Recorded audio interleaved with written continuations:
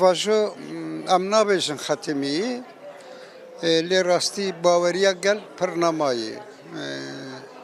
Heta îro daxwaziya gelê Kurd o ji bo aşîtiyê ji bo biratiya gelan rastî her gav hatin avêtin. Yani gavnî berçav hatin avêtin. Lê heta îro hikûmeta Türk ji bo vê pêvajoyê tu bersîv nedan me. Proje çi yê dixwazin çi bikin di vê awî de rastî jî em ne agahdar in.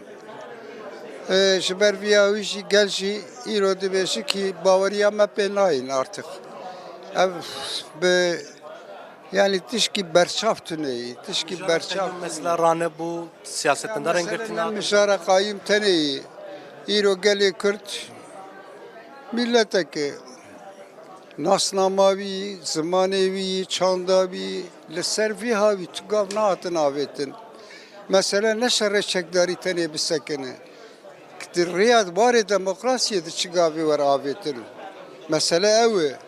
Em dibêjin biratiya gela Kurd û Türk biranin lê ew gavê biratiyê nayên avêtin. Yani ji ber vê awî rastî em nabêjin xetimî lê sebra millet jî pir nemayî.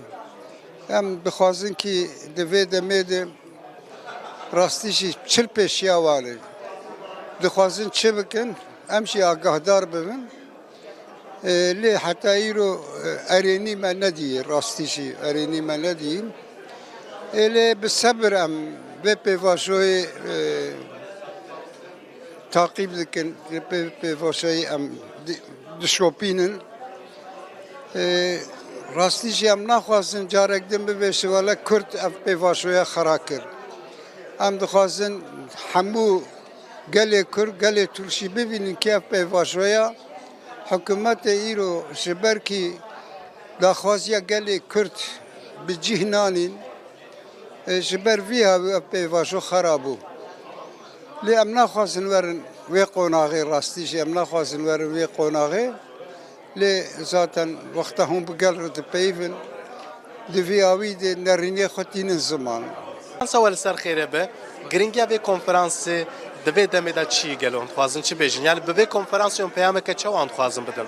Yani ev bu yer û em bêjin pêvajo bi rastî gelekî giring e ji her alî de. Ji aliyê kî de pêvajoya aşitiyê û civaka demokratîk berdewam dike. Ji aliyê din de hemberî mafan, hemberî rêxistinan, hemberên muhalefetê em dizanin ku li hemberî demokrasiyê jî gelekî bandorek mezin heye. Yani êrişek mezin heye.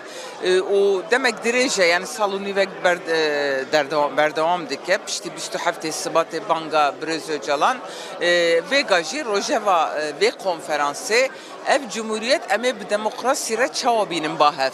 Ji ber ku bingeha wê de gelê Kurd, mafê gelê Kurd, nasnama gelê Kurd, zimanê gelê Kurd, hebûna gelê Kurd înkar kiriye.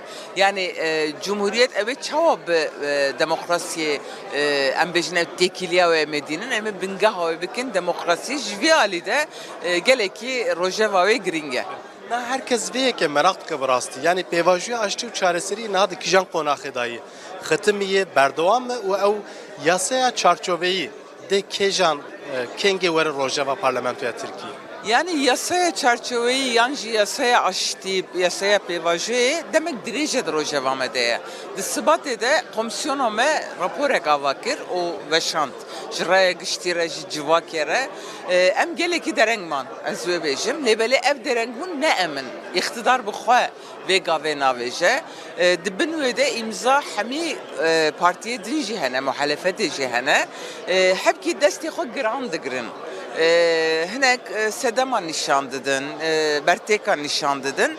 Lê belê vê mehê de yani vê meha de ku em nav dene berî ku em têkevin tatîla meclisê gerek ev kanûn derkeve, ev yasa derkeve ji ber ku ê kûçekê xwe danîne hîn ji dervene û nikarin werin. Yani nikarin têkevin nava siyasetê. Ev pêvajo riya siyaseta demokratîk gerek bêvekirin. Yani militanên kûçekê xwe danîn gerek werin tevlî pêvajoyê bibin ve xebatê bikin aliyê din de jî em dibêjin em ê rêya siyaseta demokratîk vekin lê belê siyasetmedarên me hevalê me di zindanê de ne. Yani em bêjin Birêz Demirtaş Yüksekdağ yan jî hevalê me din di vê kanûnê de gerek azadiya wan jî pêk were. Divê çarçoveyê de yani teqwîmekî pêşiya wê heye hûn bi desthilatê re AK Partiye re danûstandinekî dikin û her wa şandê İmraliyê wê divan rojan da cardin serdana İmraliyê bikin bi rêzocanlara hevdîtinekê pêk bînin gelo. Yani vêga xebat berdewam dike danûstandin heye yani ji ber ku hevdîtî jî çêbû wexta ku tişkê ku em ê eşkere bikin bê rojevê em ê ji rêya giştî re bêjin. Gelek spas li gel me Parlamentera Dem Parti û her wa hevberdevka Kongre Demokratîka Gelan Hedekê Meral Danış Beştaşê bû wekî ku me got konferansa di sedsaliya duyemîn da Komara Demokratîk îro li bajarê Stenbolê li navenda çand û hunerêya Cem Karacayê dest pê kir. Konferans wê du rojan berdewam kir. Îro sê civînên girîng wê hebe sê civînî û her wa forumeke wê bildarxistin. Siyasetmedarê Kurd Ahmed Türk jî dê sibê axaftineke pêşkeş bike.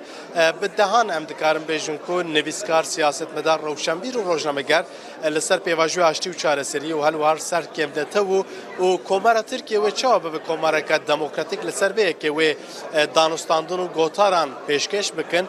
Sibê jî wê roja dawî be û piştê ku konferansê bi dawî bû wê metneke li ser Komara Demokratîk jî bê belavkirin û bank li hikûmet û desthilatê Tirkiye bêkirin ku ew jî ji bo pêvajoya aştî û çareseriyê pêngavên pêwîst bavêje da ku Komara Tirkiye bibe komareke demokratîk.